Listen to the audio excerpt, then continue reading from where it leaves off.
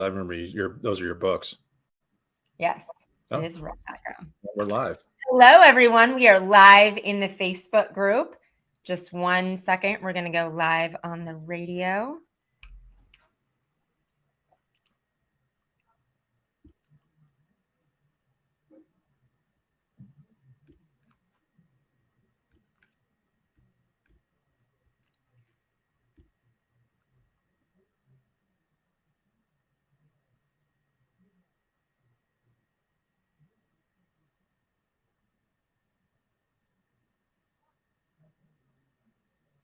Do you want me to sing a song or anything just to entertain those people that are here currently? Well, welcome to Unleash Your Courage, everyone. Whether you're joining us on Turf Step Radio or live in the Facebook group, we are glad you're here. And I'm excited to have Matt from CLIPA with us this week. So thank you for being here. Thank you for the invite. I appreciate it. Absolutely. So instead of me doing an introduction, I like you to tell your story, and however, in whatever format you want to tell us of your entrepreneurial journey and then where you're at now. So we're on to storytelling and Perfect. you. It all started back in 1974 when I was born, and that's the history. No, but as far as my experience, entrepreneurial experience, I've been an entrepreneur since 2006. Prior to that, I was a branch manager at a mortgage company, very successful in the mortgage world. I kind of got out at the perfect time because we all know what happened in 2008. So I left that scene 2006, started a marketing company. And our second year in business, we did 6.5 million. So, and we had close to 500 employees working for us. Wow. So talk about your first entrepreneur experience. That was a roller coaster right there. But, we learned along the way. I learned a lot, and, it was fun. It was fun to put it together. It was all directly associated with the home building industry. So we had about a 2-year run, and then 2008 hit, and we know what happened there. So we just, it just dropped. All of our customers dropped. We lost about $250,000 in receivables. Literally they were locking up the gates at, communities and stuff like that. So we couldn't even get a hold of the home builders to get money from them. So it was a tough time, but what doesn't kill you makes you stronger. So persevered, came back after I sold that company. It was about 2011, 12, somewhere around there. I jumped back into Christmas lights. I was hanging Christmas lights back in 98. That kind of ages me right there. Back in San Diego, and I started just residential. And then 2012, I jumped back into the Christmas lights, started offering training people how to start a Christmas light business. So I've been training for over 10 years now and trained over 1,000 people, how to start a Christmas light business. Do installs myself. We do commercial installs. We have 3 different divisions. We do commercial installs in Southern California. We also import lights, Christmas lights from overseas, and then we sell to installers nationwide. And then we offer the trainings. So we travel all over the U.S. I go all over the U.S. and Canada this year. I'm excited about Canada, going up to Vancouver. And we just offer 2-day trainings and teach people how to start a Christmas light business. So it's very exciting. Christmas year round. I mean, who doesn't love that? It's like joy all year round. Yeah, exactly. So CLIPA was started in 2017, just basically as a Facebook group, essentially is what it was. CLIPA is Christmas Light Installation Pros Association. You can see it; it's fluttered all over my wall and stuff like that. So it was just a Facebook group of installers helping installers. Really, is what it was. The person in Florida helping the person in Texas. Hey, what do you do in this situation? Or where do you get your product from? Things like that. And it's grown. It's almost 7,000 members, part of that group now. Just over the years, it's really grown and blossomed. So it's coming up on 5-6 years now of that group, and we've built, I like to call it like a family. CLIPA's, pretty much a family brotherhood. You're going to be speaking at CLIPACon. Excited to have you out there. Yes, you're going to see and experience it. It's really cool. It's a really neat event, and very excited to have it this year. I'm excited to be there in Las Vegas and experience it. So thank you for having me. Yeah, you bet. We're going to get back to CLIPACon because I want to talk to you a little bit more about that and why people should come and all of that. But on your journey, I didn't know that is quite the entrepreneurial, like you said, roller coaster. What an extreme high of building a business and then and then the extreme low. Yeah. And a lot of people don't see that from the outside. They think about starting a business. One, I love that you told the story of that's not where you begin. I think a lot of people in the home services space think, oh, it's too late for me, or all these people have started younger and been an entrepreneur the whole time, instead of that people don't always come to business ownership on the same path. You can be doing something different, and then the path doesn't always look the same. I can't imagine that had to feel that the high had to feel real good and the low had to feel not so good. Yeah, and I think that looking back, and the biggest thing for me is I've always believed in myself. As far as a business, I'm going to do whatever it takes, to make sure that I provide for my family and and take care of my family. So that's always, it doesn't matter what I'm doing. I don't care if I'm flipping burgers. I'm going to be the best damn flipping burger person out there. And I look back and, really looking into mindset, or your growth mindset or your fixed mindset. I really dug into that for myself and look back throughout my experience. I played Division I college volleyball, all that stuff. So I look back and all those experiences, I kind of looked at it like, was I growth? Was I, fixed? Every single experience I was looking at, I was always trying to get to that next level. Whether it was, if I was a busboy working in a restaurant, I worked at Ruth's Chris for a long time. But I always wanted to get to the next level. I always wanted to be, my thoughts were, I want to be the manager of this place, even though I'm just a busboy, So I always had that for paper routes, whatever it was. I always wanted to be the best, at everything I did. Did it always work out that way? No. I moved on. I had a different, path in life and stuff. But I did work my way up at every single job I was doing. I was in the mortgage world for, 3 or 4 years, roughly. I was a branch manager by the time I exited, that. And that was pretty quick growth, to become running my own branch and all that stuff. And thank God I made the right decision to get out, because it just tanked, about a year after I left, not because of me by any means, but the industry tanked. And then, I was off building my $6.5 million company. So there's ups and downs, but you have to believe in yourself. Exactly. It starts with that belief in yourself. And I like that you said you always wanted to move up and be at the next level. That was me and other things that I did. I was always motivated by setting records and being the best.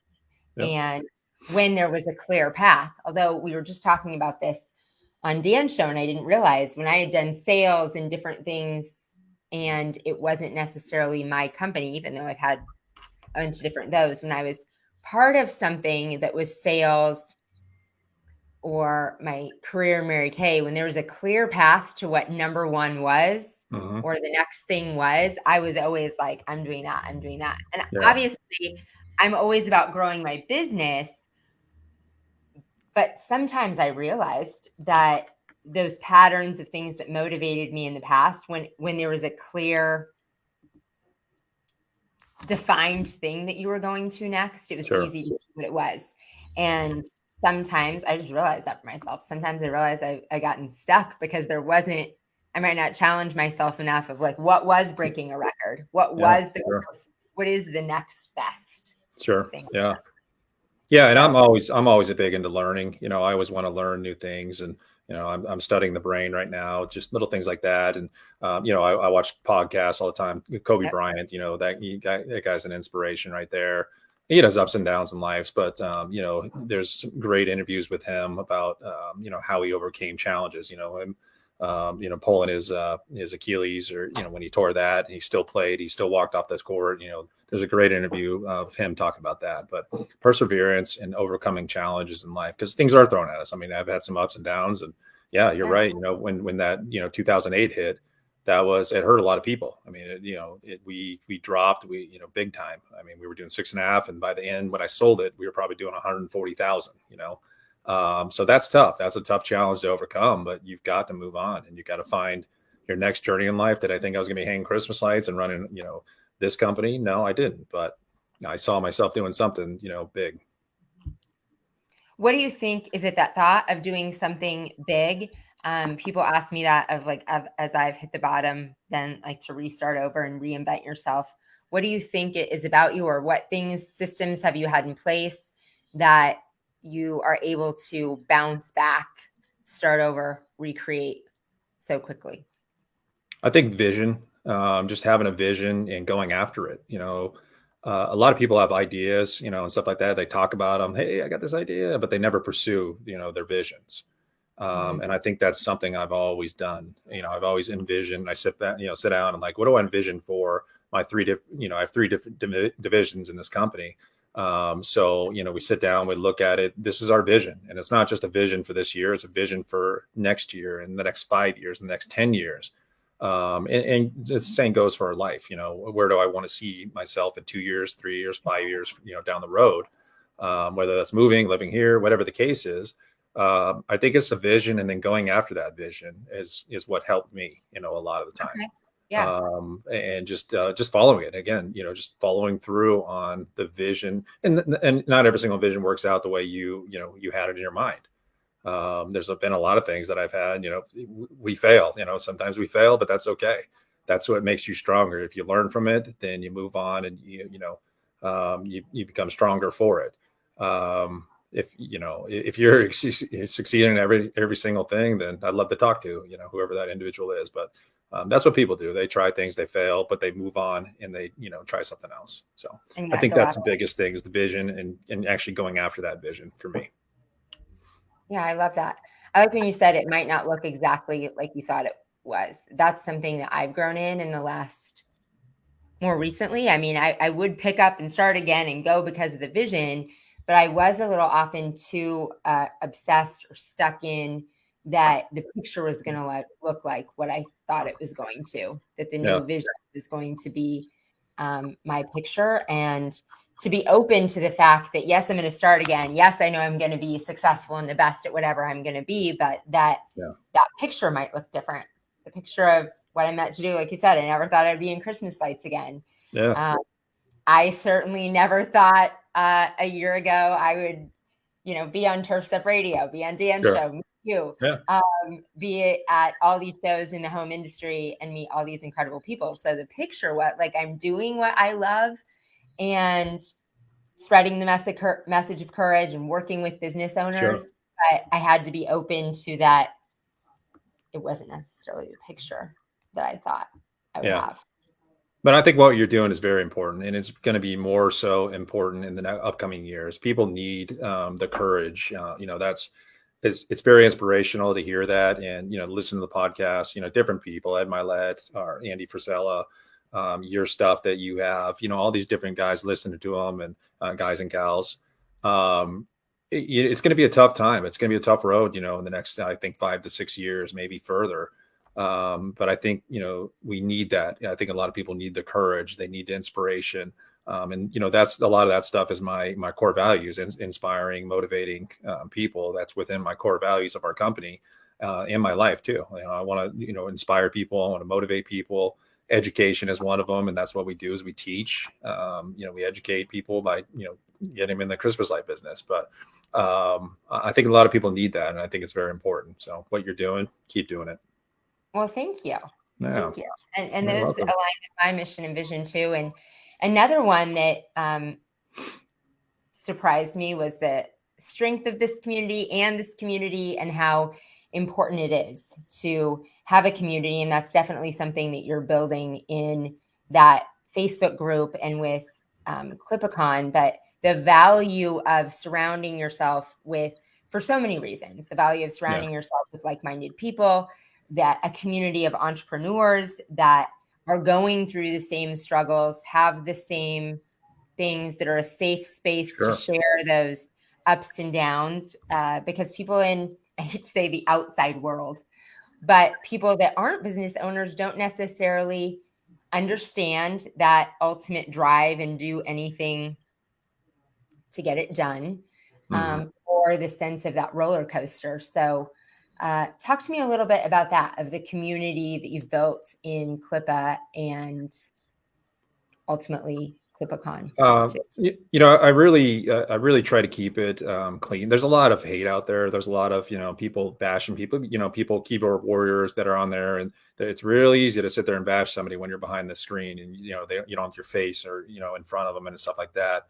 Really easy to sit there and go off on somebody. They're hiding behind their, keyboards. there's just too much of that out there. So, for me and CLIPA, it's very important that we keep it clean, the group itself. And just, you got to remind some people, it's like at one point you didn't know the answer to that, so you've been doing this for 7 or 8, 9 years, 10, whatever it was. You didn't know the answer back then. So you need to take it easy. You need to, help this person out, help this individual out. Cause at some point you were in that seat. So it's not okay to do what you're doing, and we'll kick people out all the time. I mean, people don't like it. Oh, what'd you kick me out for? Because you're berating somebody that asks a simple question. So I want to keep that community that way, our group, and we try to do our best. People get in there and they, whatever, they go after people. But we'll do our best. And, I really look at it, like a family reunion, for a CLIPACon, that's what it is to me. Because these people, they're all part of my family. I mean, they really are. Whether they know it or not, that's how I look at them. And that's really, and all the people I'm hearing like, oh, so-and-so's coming. I'm like, yeah, that's great. I haven't seen, I love it. I can't wait to see him. That time we don't see him enough. We see him once a year, whatever the case. And I really do care about, all those individuals and how successful they are in business. For me, that is inspiring to hear that, so-and-so's doing $1 million in Christmas lights and he trained with me 3 years ago or 4 years ago. That, like, right there. I mean, I just get the chills, that, the goosebumps to think about that stuff. So that's really what I try to instill in, everybody that's here, the CLIPA girls and all of our staff is, we really want to, it's a family, and that's kind of how, we just, our core values, instill that in them. And that's how we operate, as a family. Things happen, family members fight, family have issues and stuff like that. But at the end, we're all going to come together and have a great time in CLIPACon. I love it. And those that can't make it, that's okay. You can't make everything all the time, but I'd love to have everybody out there. And I love it. I love the networking. I love meeting new people, hearing their stories, their life stories. And back to, I think you were saying something about the rough times and stuff like that people go through. And I love the speakers, like John Majak. I don't know if you know Johnny Majak. He's going to be our keynote speaker at CLIPACon. That dude's been through some tough times. And I think it's inspiring to see like somebody, the guy, I mean, he was really, he was down in the dumps, and he'll tell the story at CLIPACon. But look at him now. He's so successful. He turned things around, and just surrounding yourself with people like that and talking to them. And it's inspirational to see, hear that stuff and see that stuff. He was out at the IWCA. He was he was the keynote out there as well. I don't think you saw him, but it was really good. It's really inspiring to do that. And I think it's important to surround yourself with like-minded individuals and just, try to, teach everybody, try to make life better, try to make life better for everybody if you can. These videos, whatever video, if we touch one person, that's enough for me. Oh, absolutely. So if you are watching on Facebook, you can leave us a comment. Tell us that you're here. Ask a question. I love when you help ask some questions too. So yeah, if you're watching on Facebook, make sure that you do that. And so tell us about I love that you said it's like a family reunion. I can't wait to meet people. I met some of the people on your team at IWCA. And so I'm excited to get to see them again. But tell us who all should come to CLIPACon, not just for people in the holiday lighting industry, right? Like if you're considering adding that onto your business, who else should come and learn about the thing? I think it's really for anybody that's aspiring to be an entrepreneur. Maybe they haven't taken that step yet. Like the story I was telling you earlier about the guy that took my training, 3 or 4 years, it was pre-COVID. So it was probably about 4 years ago. He's now doing $1 million in Christmas lights. And we sat with him, maybe 2 years ago.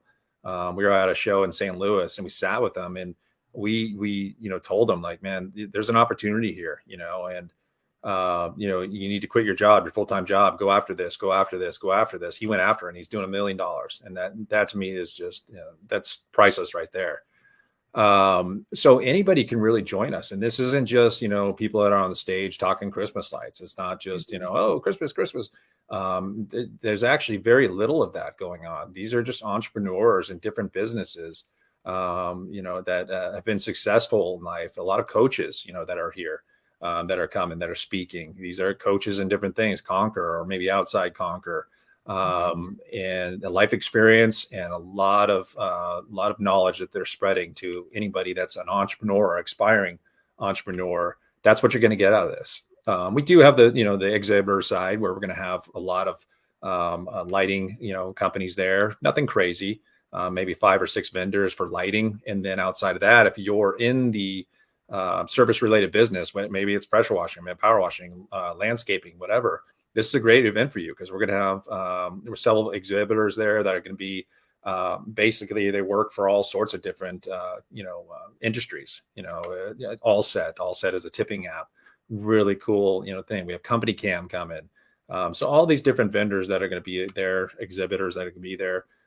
So really anybody can join us. I mean, at this event, if you like Christmas lights, come on out. Even if you're like, I'm good with my job. I love flipping burgers. I'm fine. Great. Come out and see Christmas lights.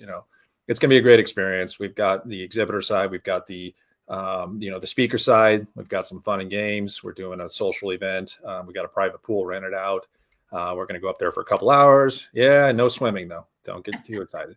So we've got that rented out, 2 hours, just, fun, just hanging out and, drinking, socializing, listen to music, have some good time, and talk to speakers and things like that. So we're excited for that. And, it's just an overall great experience. What's that? And we're in Vegas. That's right. We got Magic Mike, right there for all the women that want to go see Magic Mike. Is that what it's called? Magic Mike's? I'm not a person, but I think so. You might want to connect with the CLIPA girls, because I think they're talking about going. Melody says there's a group going. So you don't know anything about that, huh? Nothing. You don't know anything about that place. Got it. Well, we are going to take our first commercial break, and then if it plays, you never know if it will. And then we will be back and talk a little bit more about courage. Sounds good. Okay. Now, 1 second, commercial done. I have Facebook that says they don't hear any of my audio. Uh-oh. They just missed a lot of good stuff. They just missed a lot of mine. No, I can hear you. You heard the commercial. It's working on the radio. I didn't hear anything during the commercial break. I don't know if there was something playing. Oh, you didn't? No. So that's so weird. That's why I was talking. I wouldn't have been talking if I could hear it. I didn't hear anything. The commercial was playing, and it worked fine on the radio. I don't know why when the commercial goes on here, because it goes into the mic, just like I'm going into the mic. So I don't know why it doesn't play back for you. I think it doesn't play back for you because, for some reason the commercials don't go on, because the commercials go through this microphone. Anyway, okay. I have to play the commercials for the radio. So you people on Facebook just get to sit there. Yeah. And you just listen to me, apparently, because they can't hear you. It's like this reverb that doesn't go back into you. Because for you to be on the radio, I have to put you on a speaker and through my microphone. It's a whole setup thing. Interesting. Very techy, high tech. But the commercials are for Chirps Up Radio. So if you can't hear them on Facebook, it's entertain your own. I should have the guests sing or do their own entertainment. That's what I was saying. I was like, I can do this. I'll do a little sponsor right here. Whiskey, drip whiskey. Oh, okay. So tell me about that. This is our little commercial from you that has more to do with CLIPACon and back. So tell me about that. I don't know if you got my comment. Did you get my comment about the Will Ferrell? Did you get that one? Yes, I didn't reply back to that. Darn it. No, that's okay. I just didn't know. Basically, every single time I do my trainings, I get up there, and maybe it was when I was a little heavier. I did lose about 20-something pounds. But people would they would sit there and be, oh my God, whispering. I'm like, yeah, go ahead, bring it on. What are you thinking? We just thought you looked like Will Ferrell, your mannerisms. I'm like, I don't see it, but people think it all the time. So, I mean, I would literally sit down in restaurants, when I was heavier back then. And people were whispering, thinking I'm Will Ferrell, but I don't see it, but maybe you do. So anyway, well, I love it. And that's why I posted that. So this is, I got this gift today. This is Drift Distillery. Never heard of them before until today. San Clemente, California. This bourbon. So the reason I have this is you got right here, you see Folds of Honor, and you can see my shirt that's Folds of Honor. Yep. So Folds of Honor is actually an organization that we partnered up with. And what we're going to be doing, they're going to be at CLIPA. They're going to be just about a 10-minute speech, just talking about, their organization and stuff like that. What they do is they give scholarships to fallen soldiers, their family members, so their children, spouses, and they help them through school. So they provide scholarships for that. And they actually just a couple of years ago, they expanded that out to first responders. So they help police and they help fire departments too. Oh, wow. So God forbid somebody should, perish. They do help out the children and, the spouses and get them through. So we're going to have somebody, either a recipient out at CLIPA that's going to speak and talk about Folds of Honor. And for me, it's really close to my heart because my dad actually was killed back in 1975, January 13th, 1975. I was born in November 1974, so I never knew him. And he was a Navy pilot in San Diego, Miramar, California. It used to be the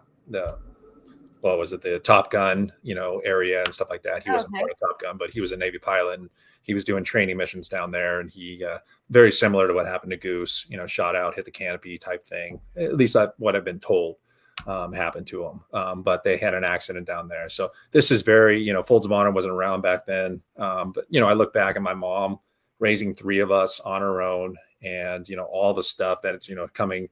It's like, wow, she worked during the day here. And then at nighttime, she worked in the grocery store. I mean, she just busted her ass, to help us out. And she didn't have something, or an organization like Folds of Honor to help her through that process. So that's kind of why, it's really close to my heart. And actually I have my dad, it's over here. This is my dad's flag right here from his casket and stuff like that. I just got that from my mom the other day, got it a case and stuff like that. So it's now hanging in my office. So very excited to work with them. Very cool organization. And they give about, I think it's like 91% of their the money they raise actually goes to scholarships, which is really cool. So they're going to be out at CLIPA. We're doing part of the proceeds for the ticket sales are going to go to Folds of Honor. We're going to do a 50-50 raffle there. 50% will go to the winner. 50% will go to Folds of Honor. And then we'll have they have a booth there. They're going to be giving out, all sorts of stuff. We'll have some giveaways for Folds of Honor. So that's where that comes into play. And they just gave me this bottle of whiskey. This is compliments of Folds of Honor, Drift Distillery. So I thought that was pretty cool. I love it. That's such a great thing that you're doing in giving back and choosing an organization and the one that, sounds like it has a great purpose and a personal connection, but awesome that you choose that and make, have that tied in as well. Yeah. So. And I kind of look back. I mean, this really came to a fruition. I mean, I've always supported, we support cystic fibrosis. My sister-in-law has CF. It's a lung function disease. So her lung capacity is not anywhere close to what ours are. So she's always doing, she's doing fibrillator, all sorts of stuff all the time. So we've been going to that every year. We support that. But to me, this was like, I kind of look back and I said, 6 basic needs, one of them significance, you got contribution. So I kind of look at that, I'm like, gosh, my contributions, probably about 5% were my, significance. And that means like, oh, I want cars, I want this, whatever. Yeah, big house, that type of stuff.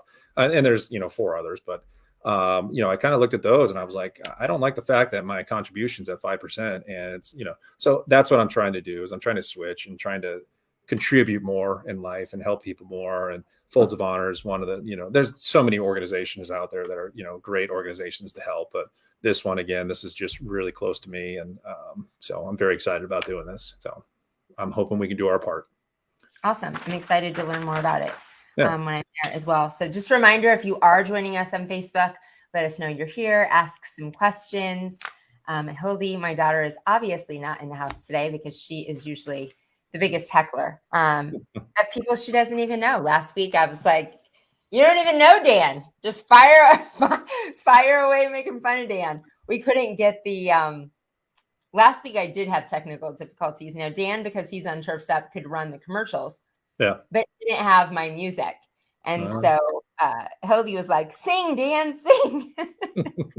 won't make you sing. Yeah. So you have people behind the scenes. If there's no questions on Facebook, you have like, hey, ask a question. So you got your kids there answering or asking questions. No, I do not have people behind the scenes. She gets on. All right. My kids are 20 and 23, and so she usually gets on as a fan. And no, the heckling is definitely not. I'm like, I can't believe you just said that, but that's what it's like. They're sometimes my hecklers that are not appropriate. Okay, we are going to dive a little into courage. So, what in your journey? Do you have a story about a courageous decision or a big risk that you took that turned out well, or maybe didn't turn out well, but some memory or story of courage and risk? Oh, wow. Yeah, there's been a few in all my 28 years on this earth. Just kidding. I was like, no. Yeah, you're like, yeah, you're not 28, pal. I happen to have the years like pretty much the same as you. So on my 48 years, courage. I think the courage, probably the biggest one I can really think of is, for me to take that transition from working for somebody to working for myself. I think that was a lot of courage because at that time I had 2 young kids, and for me, there's more to life than, money and stuff like that. That'll come, you'll find that at some point. For me, it was my kids were asleep when I left the house and they were going to sleep when I got home because my commute was like an hour and 15 or something like that. It was over an hour. And so for me, that was, it was hard. I had health insurance. I had all that stuff.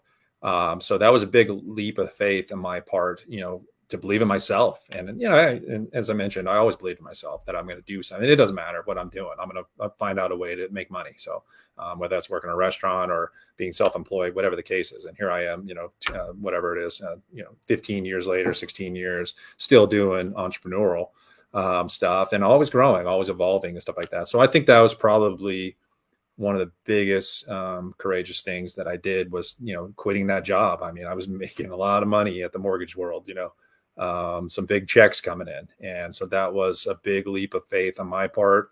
So I had to be courageous in that. And, I persevered, which was great, and then, falling down and then getting back up. And I think that takes courage right there in itself.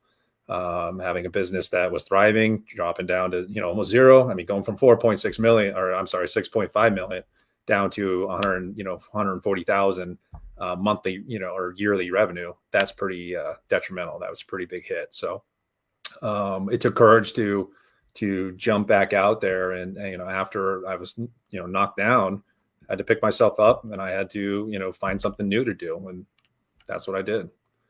So that's probably the business courage I can think of right there. But yeah, hopefully that was. No, they are. They're risks. And some people don't understand. Like you are leaving the safety and security of a paycheck and all the security that brings with the weight of the world of supporting your family, supporting people, being responsible for people, and then just taking a leap, I guess, without a plan B.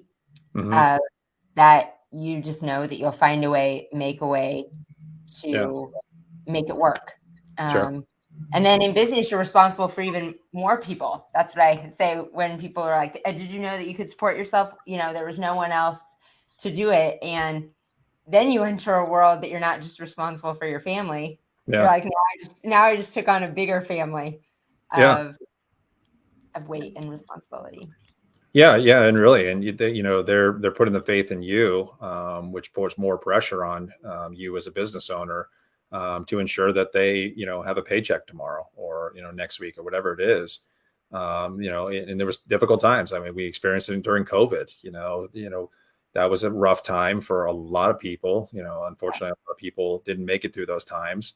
But that made us stronger. It made those tough times are what makes, entrepreneurs stronger. If you can persevere during those times. And that's what a lot of us did. We did great during that time, and, it's not like we're trying to reap the benefits of a bad experience, but you've got to be strong during those times. And those are the people that are really going to survive and do well, in business, I should say. Yes. So they can pivot and make it through. yeah. So I talk a lot in the book and with business owners that are leaders, because we're ultimately leading so many people, like we just talked about, that I believe that leadership begins with leading yourself well. Mm-hmm. And what you talked a lot about, things that you're reading, podcasts, you can tell from the things that you talked about that this is important to you and you do these things intentionally in habits. But anything else you want to share about that, of what leading yourself well means to you, and maybe things, habits, routines, anything in your life that's important that help you do that? Yeah. There's basically 11 principles. I'm not going to go through them all, that I like to stick to with leadership. Always be creating new leaders. That's one of them. There's be an entrepreneur, be an evangelist. Be evangelical about what your cause is and what you're talking about. So if I'm talking to you about Christmas light, oh yeah, Angela, I can train you. I could teach you how to do that stuff. And yeah, you want to start a Christmas, or am I excited about it? I've got to be, evangelical about it and get you excited about it, getting in this business. And that's something I really try to stick to. And I try to get the girls to do it too, whether they're selling light bulbs or whatever the case is. You've got to be excited, because it comes off rather on the phone or in person, whatever the case is. You just want to make sure you're doing that. So that's just a few. And I really try to stick to those principles, and, getting excited about people making sales and things like that. And making sure you're recognizing, be generous with recognition. That's one of the things, we recognize people all the time. It's like, hey, good job. You did this, whatever. It could be in person. It could be in front of everybody. But that goes a long way. And people don't realize as a leader, how far your words really go with, employees and stuff like that. So it could be just a little thing. It could just be like, hey, nice job. That was a great email you sent. And that goes a long way with your employees, and people don't realize that. So I think it's sticking those 11 principles. There's a lot more in there. The culture, I'm big on culture in here. We really try to create a culture where everybody loves coming to work. That's very important. And it wasn't always that way. That didn't really, that wasn't a thing on my radar where it's like, oh, I really want a good culture. I think I always had that. We always had somebody that was, not fitting in, whatever the case is. But I've always built that, but I'm always trying to make it better. We can always make things better. Every single year we want to improve. How can we get better this year? If we do the same thing we did this last year, we're gonna have the same numbers. We're gonna have the same result. For me, I'm always pushing, the sales reps, and it doesn't matter who it is. It could be the person working in the warehouse. I'm always pushing them to get better. And if you want the same results, then do the same things.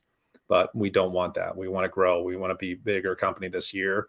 And I've got some lofty goals for them, and they came close this last year, what we were shooting for. But I give them motivation to get there. We do whatever. We were trying to do a Bora Bora trip, I think they wanted to do. And to me, that sounded boring. But I think I don't know, you just sit on an island, I guess, but it doesn't sound like there's much to do. Yeah.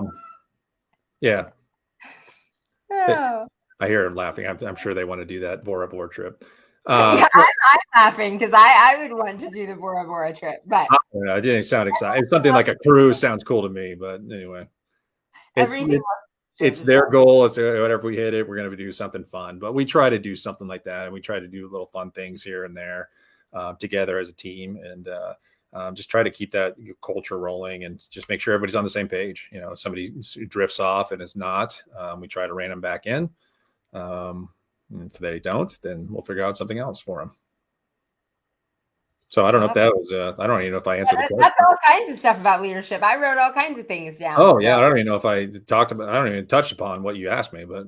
You did, of leading yourself well. And other people. You talked about a lot of things of leading people well as well. So we're going to take our second commercial break. Heads up, Facebook, you're not going to be able to hear it, but the people on Turfs Up are. Those of you that are on Facebook, this gives you one last chance if you want to ask us some questions while we play this commercial break. And I'll just keep my mouth shut. Yeah, there will be something playing, maybe. All right.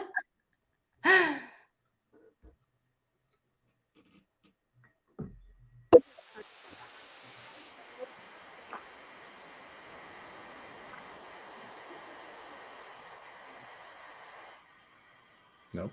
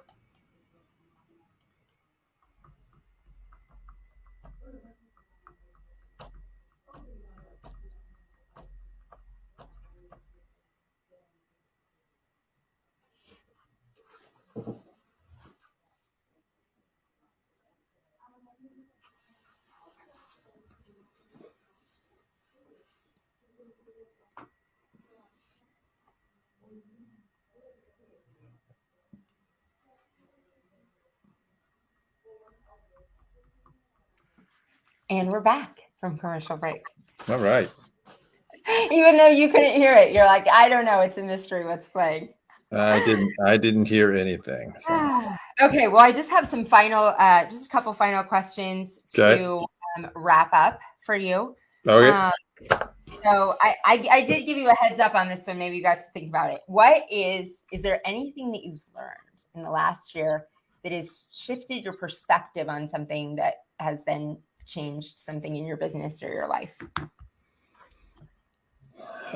Something I've learned, or something I've changed. I could tell you that. Learning, education. I think that's been a big shift in my focus. August, September last year, I really, disciplined myself to start reading and start. It doesn't matter what it is, reading books. I've never really been a reader. I don't want to say a leader, a reader. But I changed that mindset, and I tell myself every day, I'm a reader. You're a reader, and there's certain things that I do in my life. Same thing, like flying. Flying was never my forte. I've done it. I've flown everywhere, but I sit there and tell myself every morning, I'm a flyer. You're a flyer. Or if you think you're bad at running or whatever the case is, I tell myself I'm a runner. I'm a great runner. And that gets me motivated. And people ask you, oh yeah, do you like running? Oh, I love it. I love it. A year ago, I would have said, no, man, I hate running. It sucks, but I want to be a runner. I want to run. I want to, get healthy and stuff like that. So I changed that mindset. But I think education is probably the biggest thing. And just reading and listen to podcasts, listen to Angela's show every single day, and pick up little nuggets, right? And then when you like them, you call them nuggets. It's so funny. I hear that because you were saying nuggets on our interview last week. And now I hear the girls saying it. It's great. I heard her on the phone earlier. Nuggets. Like, yeah, that's Angela right there. Okay. I have to dive into this running. You weren't a runner and you changed yourself into one? Yeah. So, in a lot of the stuff that we do in life, whatever it may be, and I look back on this, I'm like, why do I think I'm not a runner? How come I label myself as a runner? And I look back at my college days. I was a great athlete. All-American volleyball player, and I look back and I was labeled my coach labeled me as a gazelle. And I look back, I'm like, geez, I guess I'm a gazelle, and the gazelle is, typically the one John Majek will tell you gets eaten by the lion. Not all gazelles do. It's the slowest gazelle. So you just, it's okay to be a gazelle. Just don't be the slowest one.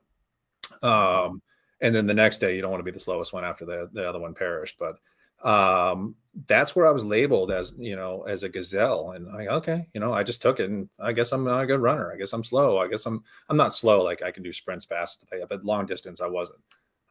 So I had to change that mindset, in myself. I had to change it, and get rid of I still see my coach, he passed away last year. Hyden, that's what he used to say. Hyden, get your head out of your ass, that type of thing. That was his big thing to me. But I just wasn't that runner. And I've always, for the last 20 years, that's been my mindset, but I changed that, and I changed it as I am a runner. I'm a great runner. And now I run 12 miles a week, which I think is pretty, some people are like, oh, that's nothing. But compared to what, I'm not going out and running, any marathons anytime soon, but that's okay. I've changed the mindset of I am a good runner. So I think that's a lot of things that I've shifted over the last, I would say 6 to 8 months, is just really getting over that. And why was I labeled that way? For 20 something years, it took me to realize, like, I am a good runner. I run 4 miles, 3 days a week. Is what I do. And to me, that's pretty damn good. Anybody else wants to tell me otherwise? That's okay. I'm still going to do it. I'm impressed with a lot of things, but the running, that's what people ask me if I run. And I do workout. Fitness is part of my thing, but I tell myself I'm not a runner all the time. People ask if I run. I said, not unless I'm being chased by a bear. There you go. But little things like that.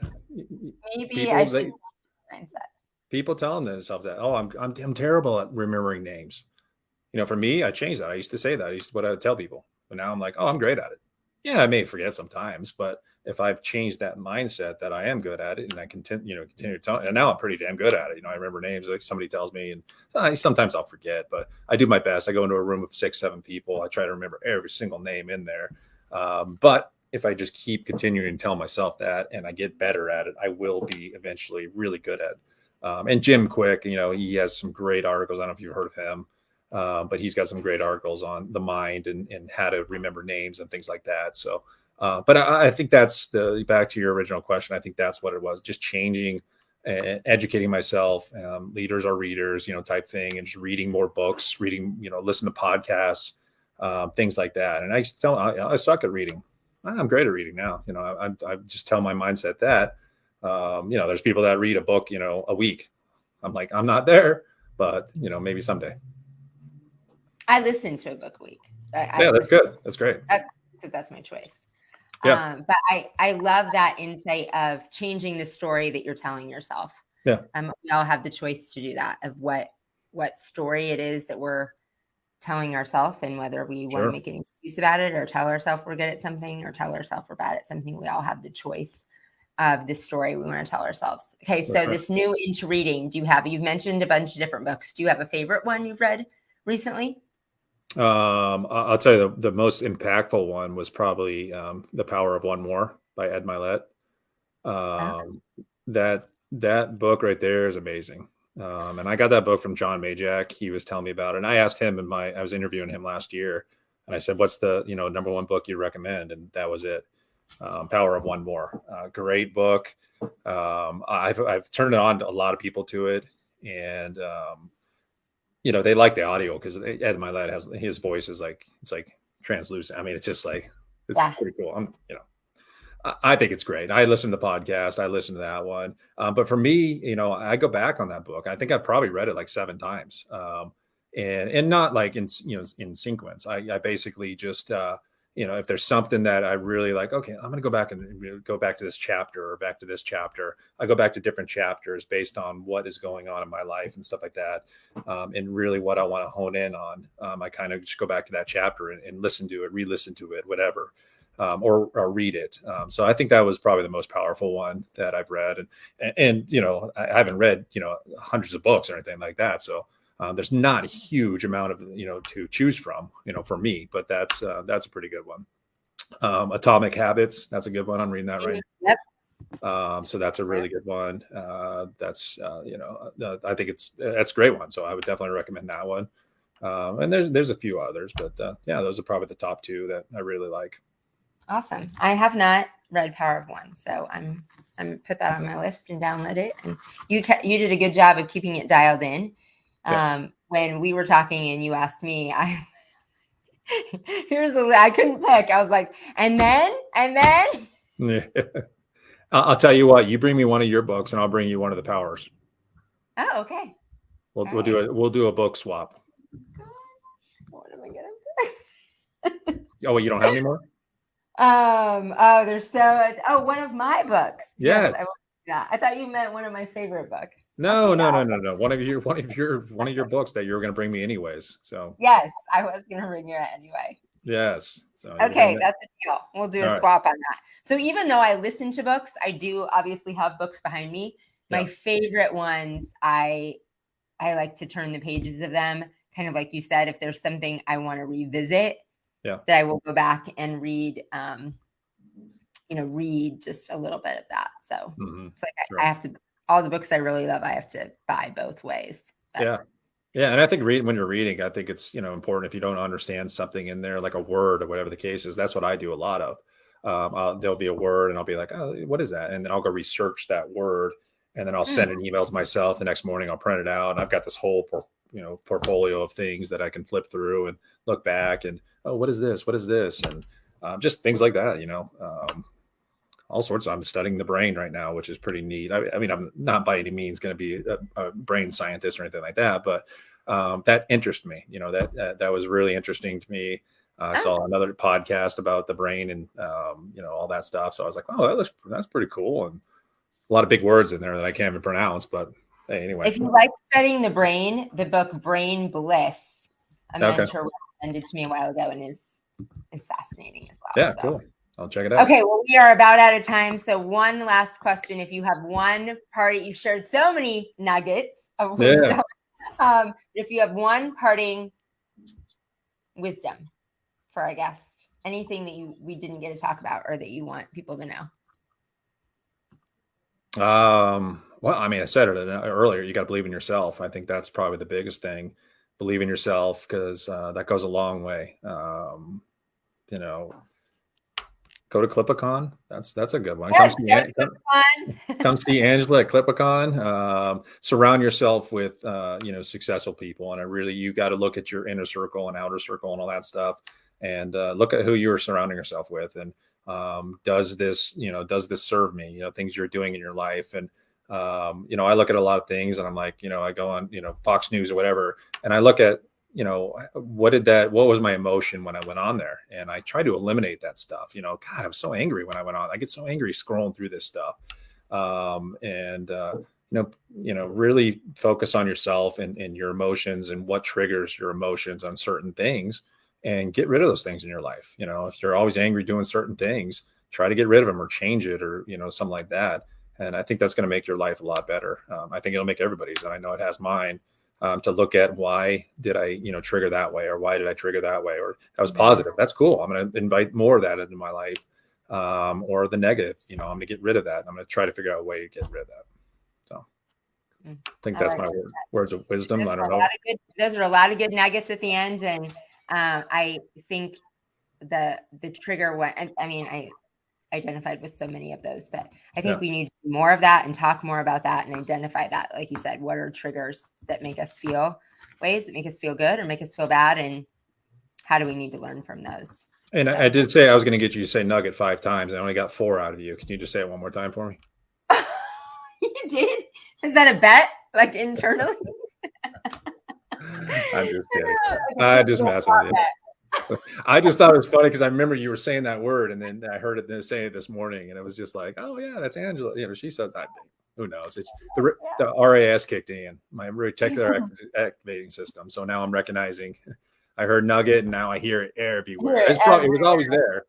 It's like the blue car. It was always there. You just never noticed it. Now that you do notice it, you see it. So anyway. Exactly. Well, thank you so much for joining us, Matt, and for being here with me. And I am very excited to meet you in person and be part of your event. So it was very much an honor that you asked me. And that's only a few short weeks away. So that's right. Yeah. We'll put it in the show notes, everything about CLIPACon as well. Like Matt said, we would love to have you join us. So thanks again, everyone, for joining us. Every Wednesday, you can catch us live on Turf Step Radio and in the Facebook group, or download and listen to the podcast later, or watch it on YouTube. So thanks again, Matt, and we will see you soon. All right. Thank you very much. Appreciate it.